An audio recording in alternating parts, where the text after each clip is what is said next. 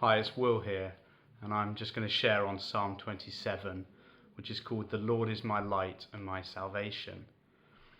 And as I was reading this, I was just very grateful for the example that we have in David, and that he's such a real example of someone who knows God and who pursues God. And he's real and raw. He makes mistakes, and there's so much we can read about him.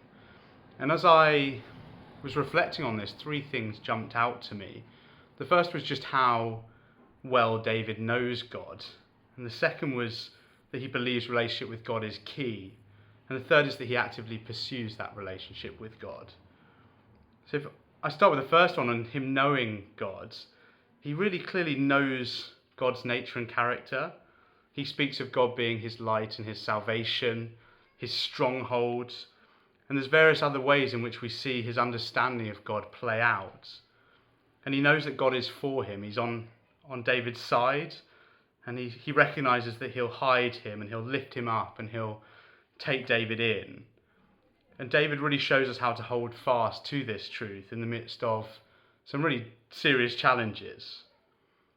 And then he says in verse 4, "One thing have I asked of the Lord, that will I seek after, that I may dwell in the house of the Lord all the days of my life."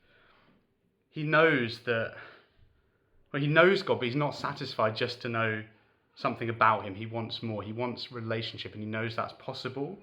He wants to walk out his life with God. And so he then actively pursues that relationship with God. He goes after that thing which he's seen as the most important, and he positions himself for it. So he gives his all. He pours out his heart in these psalms, and that's just so incredible. And he praises God in every single situation. And he probably doesn't feel like doing it, but he does it anyway. He chooses that. And he pleads with God that God would be exactly who he knows God is. So he says, "Don't forsake me. Don't cast me off. Don't turn me away in anger." He understands that he's done things that aren't perfect, and he's saying, "God, please be that person that I know you are, that you say you are."